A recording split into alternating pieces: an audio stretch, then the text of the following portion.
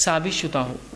یہ اس کی تحقیق ضرور کر لیں اس سے پہلے کہ آپ جب دعائیں کریں. اب آئیے دعاؤں کے تعلق سے کچھ فضیلتیں، کچھ کلیریفیکیشنز، کچھ آداب اس کے سکھا دیتا ہوں کیسی دعائیں کریں اور کون سے اوقات میں دعائیں جلدی قبول ہوتی ہے. اور خاص بات، دعائیں کس کی قبول نہیں ہوتی.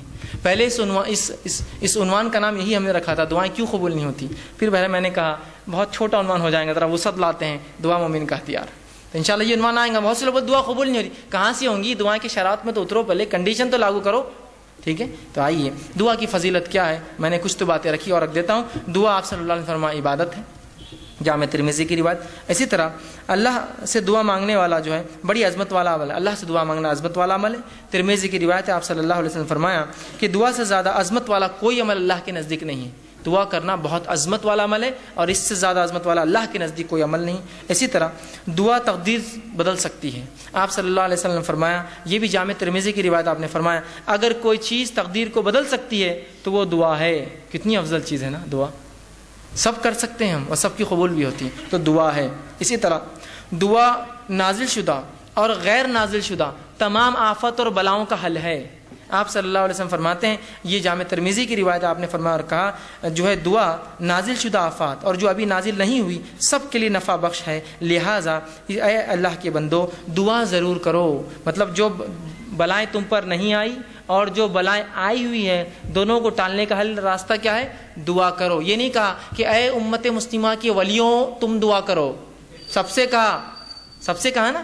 اگر خاص ہوتی دعا کہ اللہ گناہ گار کی نہیں سنتا تو کہتے نا کہ اے امت مسلمہ کے نیک لوگوں تم دعا کرو، اس لیے کہ جو بلا اتری ہے اور جو اترنے والی ہے وہ اسے ٹل جاتی ہے. نہیں کہا نا، تم سب دعا کرو. ٹھیک ہے، ہم سب سے کہا. اسی طرح دعا کرنے والے کو اللہ کبھی محروم نہیں رکھتے.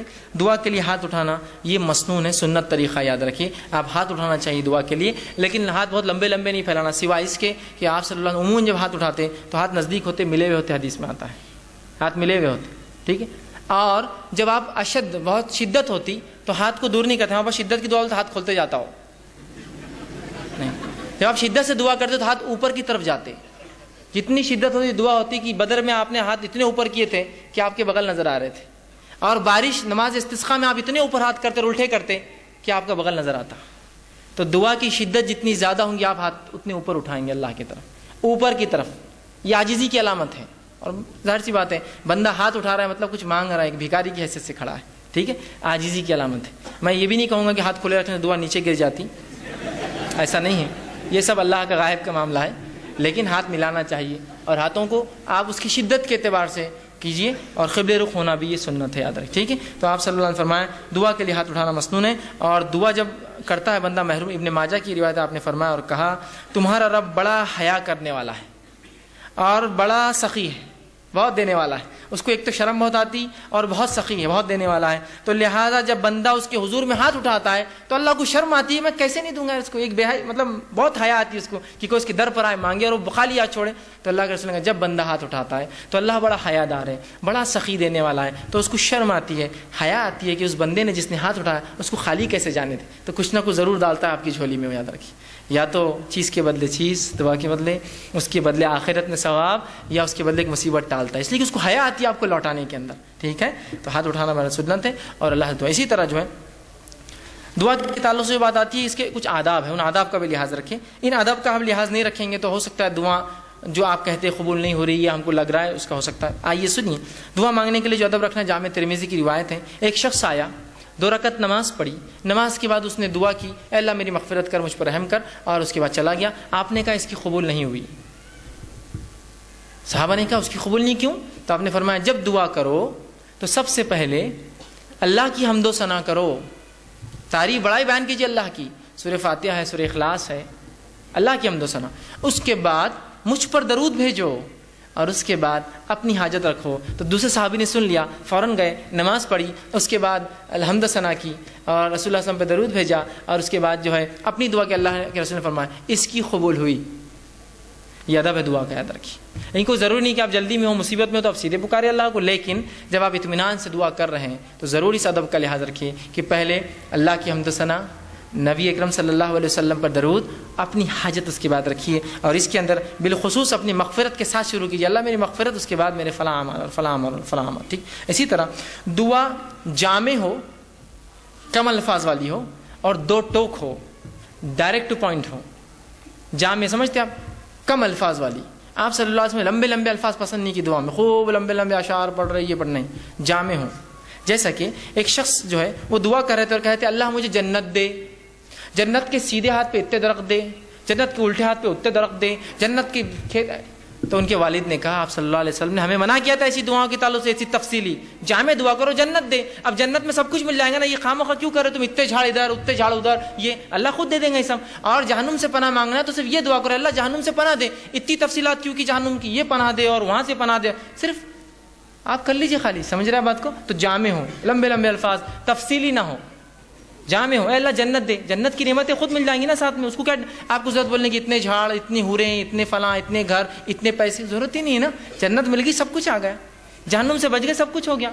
इतना क्योंकि अल्लाह जहन्नुम के वो हिस्से से नजात दे और वो हिस्से से नजात दे और वो हिस्से से, खाली आप बोल दीजिए बस, बात समझ रहे हैं आप, ठीक है। तो जामे हो और दो टोक हो, दो टोक। ये दुआ कोई ना करे अल्लाह तू बेहतर समझे तो दे, ये दुआ दुरुस्त नहीं। क्यों? अल्लाह पे कोई अथॉरिटी है कि जो बेहतर समझेगा और नहीं समझेगा? उसके पास तो पूरी मिल्कियत है, वो तो दे ही सकता है। आप मांगिए क्या मांगना है आपको, बोलिए अपने अल्लाह ये चीज़ मुझे खैर है तो दे दे, खत्म। तू चाहे तो खैर दे दे, ये कोई ऑप्शन नहीं। अल्लाह के ऊपर क्या कोई बॉस है उसका जो उसको वो करेगा कि तू चाहे तो मतलब वो किसी से पूछे? डायरेक्ट अपने दो टोक अल्फाज में कीजिए, अल्लाह ये चीज़ खैर हो तो दे दे, बस खत्म। दो टोक हो, मजबूत अल्फाज हो, जामे अल्फाज हो, कम अल्फाज हो और अप टू द पॉइंट हो दुआ अपनी। और ये नहीं कि अल्लाह को ऑप्शंस के साथ तू खैर तू बेहतर समझे तो दे, बल्कि आपने कहा सीधे अप टू द पॉइंट, आप कहे अल्लाह अगर खैर हो तो ये चीज़ मुझे दे दे, शर हो तो इससे महफूज रख, ख़त्म हो गया।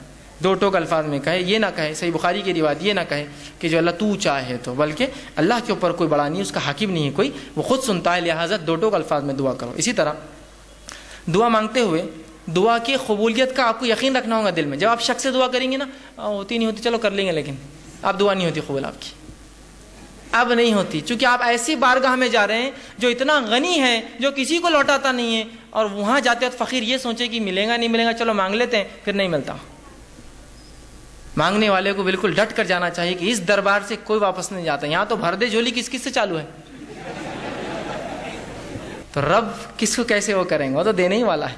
तो आप यकीन करें कि दुआ कबूल होने वाली मेरी, वो 3 शक्लों में, वो याद रखें हमेशा। और फिर दो टोक अल्फाज में कीजिए, यकीन के साथ कीजिए अल्लाह कबूल करेगा। और दुआ पूरी तवज्जो और यकसुई से कीजिए, दुआ में खुशू हो, जैसा नमाज, रोज़ा, ज़कात, हज, ज़िक्र अस्कार, तिलावत कुरान में खुशू, तो उसी तरह खुशू हो। ये नहीं कि आप बहुत से लोग दुआ करते हैं हाथ चालू है बस, कुछ तो भी चल रहा है बस, मतलब कोई उनको दुआ में खुशू नहीं, बस और यहाँ आमीन चल रहा है मामला। खुशू के साथ, आजीज़ी, इनकिसारी के साथ, यकसुई के साथ। ये जामे तिरमिज़ी की रिवायत आपने फरमाया अल्लाह ताला से कबूलियत के मुकम्मिल यकीन के साथ दुआ करो, और याद रखो अल्लाह ताला गाफिल और बेध्यान दिल की दुआ नहीं सुनता और कबूल नहीं करता। गाफिल बेध्यान दिल बस कर रहे अल्लाह बस मेरे वालिदैन को फलां कर दे, लेकिन गाफिल है, आप इधर देख रहे उधर देख रहे, ये काम कैसा चल रहा, वो कैसा हो रहा, मस्जिद में क्या क्या हो रहा, घर में क्या क्या हो रहा है ना, तो फिर दुआ कबूल नहीं होती, याद रखिए। इसी तरह दुआ के अदब में ये अदब भी है, दुआ मांगने से क़ब्ल अपने गुनाहों का इतराफ़ कीजिए अल्लाह के सामने।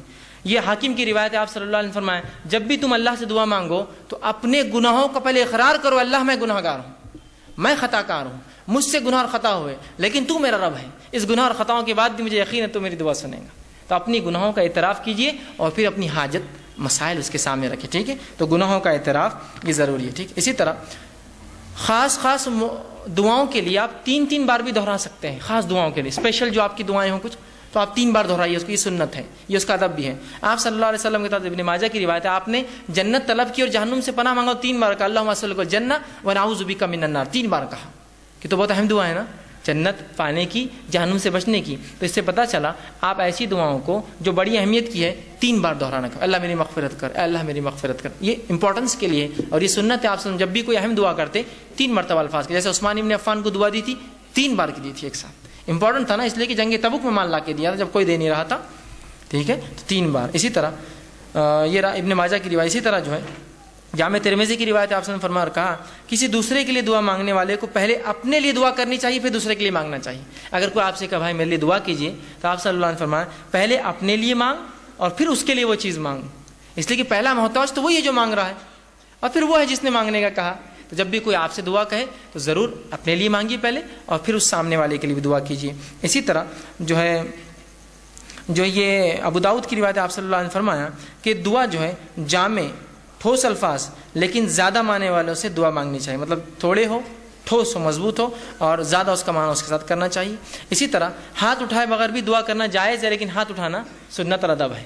ہاتھ اٹھائے بغیر بھی کر سکتے ہیں، جیسے کہ آپ صلی اللہ علیہ وسلم نے نماز کے اندر تشہد کے اندر دعائیں کی، اس میں ہاتھ تھوڑی اٹھا سکتا آدمی، نماز کے تشہد میں، نماز کی مختلف ارکان میں، تو بغیر ہاتھ اٹھائے کے، تو بغیر ہاتھ اٹھائے کے بھی کر سکتے ہیں، ہاتھ اٹھا کے بھی کر سکتے ہیں۔ اسی طرح جو ہے دعا سننے والے کے لیے آخر میں آمین کہنا چاہیے، جو دعا سنے، جب کوئی دعا کرے آپ سن رہے تو آمین کہنا چاہیے، اس لیے کہ آمین کہنا یہ جو ہے اے اللہ قبول کر کے معنی میں ہے۔ صحیح مسلم کی روایت ہے، آپ نے فرمایا جب بندہ اللہ سے دعا کرتا ہے تو فرشتے آمین کہتے ہیں، اس کے لیے وہ دعا کر کے آمین کہتے ہیں۔ تو پتہ چلا فرشتے دعا پر آمین کہتے ہیں، مطلب ہم لوگ بھی جب دعا کوئی کرے تو آمین کہنا چاہیے اس کے اوپر، لیکن دعا گناہ کی نہ ہو اور خطے تعلق کی نہ ہو، یہ دو دعاؤں پہ نہیں کہنا چاہیے، چونکہ یہ دونوں دعائیں مانگنا غلط بھی، اللہ قبول بھی نہیں کرتا، کہ گناہ کی کوئی دعا یا خطے تعلق، جیسا کوئی دعا کرا اللہ لڑکی کو لیکن بھاگنا آسان کر دے، بہت سے لوگ کرتے ہیں نا ایسی دعائیں، ہوتے ہیں نا ایسی دعائیں، تو بہرحال نوجوان اس لیے بول رہا ہوں، تو یہ دعائیں نہیں قبول ہوتی، کہ تو گناہ کی ہے نا۔ آپ ایسی دعا اللہ سے کرتے ہیں اللہ میرے کو شراب کی نعمت عطا فرما، ہے نا، میرے لیے جوا چرس گانجا یہ سب آسان کر، میرے کلب کو جو سٹے کا ہے اس کو خوب چلا، ہے نا، لوگوں کو خوب بیمار کر تاکہ میرے دواخانے میں آئے۔